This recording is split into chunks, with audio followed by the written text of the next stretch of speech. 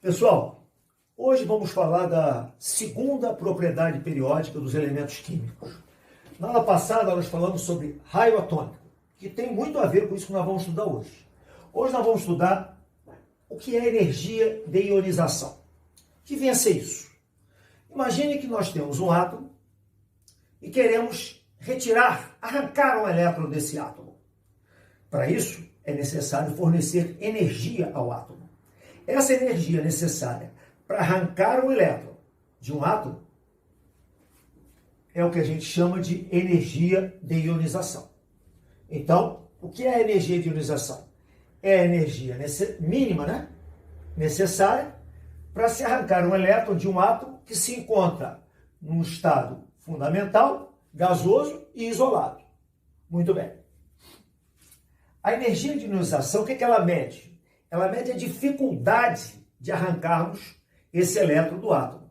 Vamos ver daqui a pouco que uns átomos nós temos mais facilidade de arrancar o elétron do que outros. Quanto mais dificuldade tivermos para arrancar o elétron, maior a energia de ionização. Percebeu?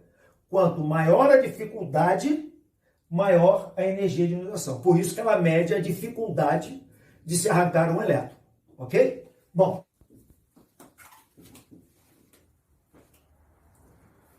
Bem, agora vamos ver em que situação é mais difícil arrancar um elétron de um átomo. Se você perceber aqui, eu só estou desenhando aqui os elétrons da última camada.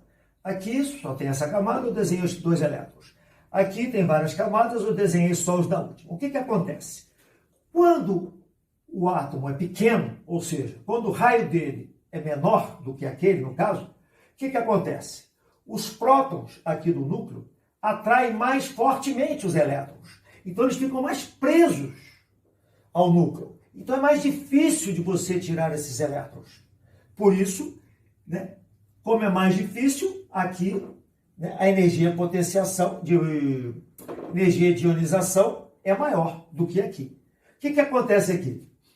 Ora, o tamanho do átomo é maior, o raio é maior. Aí o que acontece? Os prótons ficam mais distantes do elétron, no caso dos elétrons da última camada. Então, nesse caso aqui, é mais fácil, porque a força nuclear efetiva aqui é menor sobre aqueles átomos que estão lá fora, porque o raio está grande. Percebeu? Quanto menor o raio, mais difícil de arrancar o elétron. E quanto maior o raio, é mais fácil de arrancar. Então aqui há uma energia de ionização bem grande. E aqui a energia de ionização é bem menor. Então vamos repetir. Quanto maior o átomo, quanto maior o raio do átomo, é mais fácil de arrancar elétron. Então a energia de ionização é pequena. E aqui, como é mais difícil, a energia de ionização é grande. Então, quanto menor o tamanho do átomo, mais difícil de se arrancar o elétron. Ok? Então, olha só. Na aula passada, o que nós vimos? Que o raio atômico, nas famílias, na vertical, ele aumenta de cima para baixo. E na horizontal, com o aumento do número atômico, ele diminui. Ou seja, o que acontece? De cima para baixo, aumenta. E nos períodos, ele aumenta de lá para cá. Bom, então o que nós estamos vendo hoje? Que quanto maior o raio, menor a energia de ionização, que é mais fácil arrancar o elétron. Então, a energia de ionização ela varia na razão inversa do raio. Quanto maior o raio, menor a energia de ionização. Quanto menor o raio, maior a energia de ionização. Bom, então, se o raio aumenta no período, nas famílias, no grupo, de cima para baixo, é porque a energia de ionização vai aumentar ao contrário, de baixo para cima. E se no período, na horizontal, o raio aumenta de lá para cá, então a energia de ionização vai ser o contrário, vai aumentar daqui para lá. Ou seja, se você fizer um quadrinho assim, o raio, como é que o raio funciona? O raio aumenta de cima para baixo e da direita para a esquerda. Como nós estamos vendo que quanto maior o raio, menor a energia de ionização, então a energia de ionização vai funcionar justamente ao contrário. A energia de ionização, como o raio aumenta nas famílias de cima para baixo, a energia de ionização aumenta de baixo para cima. Como o raio aumenta nos períodos da direita para a esquerda, a energia de ionização aumenta da esquerda para a direita. Né? Aqui aumenta e aqui também aumenta. Os elementos que têm maior energia de ionização, aqueles que têm mais dificuldade, são os que estão para o lado de lá da tabela periódica, né? São os ametais. E do lado esquerdo, onde ficam os metais, eles são grandes, né? Então, mais fácil, até porque os metais têm tendência aqui a perder elétrons, né? Então, o metal adora perder elétrons. Então, a energia de ionização dos metais é menor, né? Principalmente os alcalinos, né? Da coluna 1. Olha só, até agora nós falamos na retirada de um elétron, né? Do átomo. Mas não, a gente não pode tirar só um, a gente pode tirar mais se quiser, pode tirar 2, pode tirar 3, quantos elétrons tiver na eletrosfera. Então, vamos ver o que acontece quando a gente tira esses outros elétrons. Então, olha só, eu botei aqui como exemplo o lítio, né, que tem 3 elétrons, e aqui eu botei o berílio, que tem 4 elétrons. Esse é da família 1 e esse é da família 2. Mas antes, um lembretezinho. Aqui eu coloquei elétrons da última camada. Uma recordação, né, sobre as famílias, para a gente poder entender o que eu quero explicar aqui. Se um átomo é da família 1, significa dizer que na última camada ele tem um elétron. Se ele é da família 2, é porque na última camada ele tem 2 elétrons. E por aí vai, né? Ou seja, se ele tem 4 elétrons na última camada, é porque ele é da família 14. Se ele tem 5 elétrons na última camada, é porque ele é da família 15. E por aí vai. Bom, então onde é que eu estou querendo chegar? Vamos supor que eu tenho aqui, como eu falei, o átomo lítio. Ele tem 3 elétrons, né? 2 aqui numa primeira camada, na mais interna, e um aqui fora. Bom, o que é energia de ionização? Energia necessária para retirar o primeiro elétron. Então, eu vou retirar aqui o primeiro elétron. Quando eu retirar esse elétron, o que vai acontecer? O número de prótons ficou maior que o número de elétrons. Então, a força nuclear efetiva aumentou sobre esses elétrons. Então, eles são mais atraídos para o núcleo. Por isso, fica mais difícil retirar o segundo elétron, que a gente chama de segunda energia de ionização. Então, a segunda energia de ionização tem que ser maior do que a primeira, né? Porque agora os átomos ficaram mais presos ao núcleo. Tá. Aí eu coloquei um exemplo. Primeira energia de ionização, eu dei um nome aqui.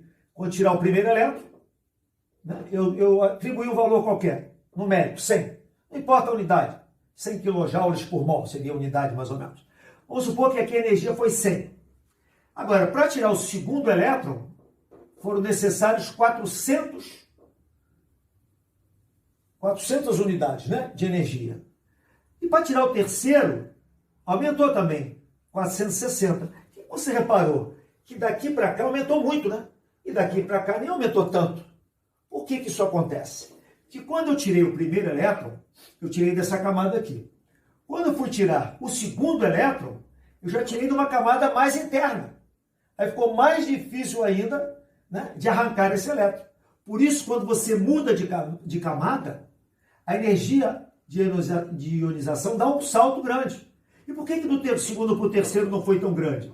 Porque se eu tirar o segundo, quando eu tirar o terceiro, eu estou tirando da mesma camada. Ok? Por isso que eu botei que a primeira energia de ionização para a segunda dá um salto grande. Já da segunda para a terceira aumenta, mas nem tanto. Olha esse caso aqui do berílio. Ele tem 4 elétrons, porque ele tem 4 prótons, né? E 4 elétrons. Aí vamos ver a primeira energia de ionização. Eu atribuí o valor 200.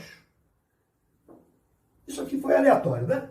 Aí a segunda energia, quando eu tirei o segundo elétron, né? a energia de ionização passou a ser quanto? 280. Quando eu tirei o terceiro elétron, a energia passou para 700. Olha que salto que deu grande aqui. Já do terceiro para o quarto, nem tanto. Foi o que eu mostrei aqui. Ó.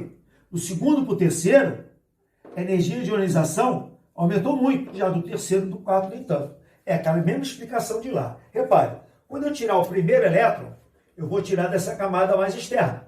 Né? Seria a primeira energia de ionização.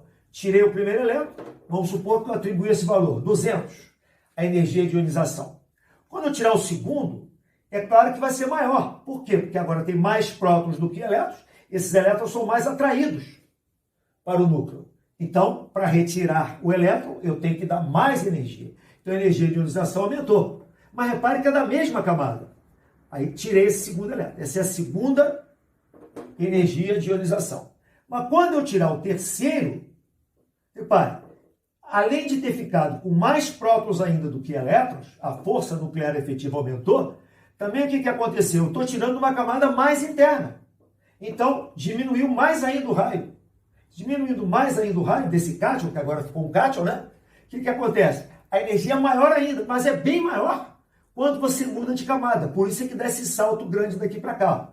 Tirei esse. Quando eu tirar o quarto, que é o último, né? Também vai aumentar, mas nem tanto, né? Se aqui, por exemplo, é 700, eu posso botar aqui, seria uns 800, né? Então, onde é que eu estou querendo chegar? Quando a energia de ionização dá um pulo grande, que nem esse aqui, ó, do segundo para o terceiro, é porque na última camada ele tinha quantos elétrons? 2. Então, ele era de que família? Da família 2, ou antiga 2A. Nesse caso aqui, onde é que deu um salto grande? Quando eu passei da primeira para a segunda. Significa que daqui para cá mudou de camada. Mudou de camada. Ficou a camada mais interna. Então, de que família que ele é? Ele só teria o quê? Um átomo na última camada. Então, ele é da família o quê? Da família 1. Então, resumindo, acontece assim, ó. Quando você tira o primeiro elétron, aumentou um bocadinho a energia de ionização.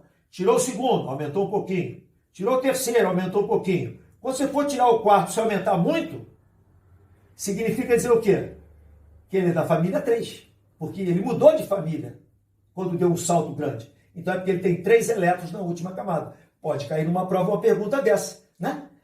Você tirou primeira energia de ionização, aumentou um pouquinho. Segunda energia, aumentou pouco. Terceira, aumentou pouco. Quarta, aumentou pouco. Agora, da quarta para a quinta, deu um salto grande. Significa o quê? Que ele tem 4 elétrons na última camada, então ele é da família 4. Beleza?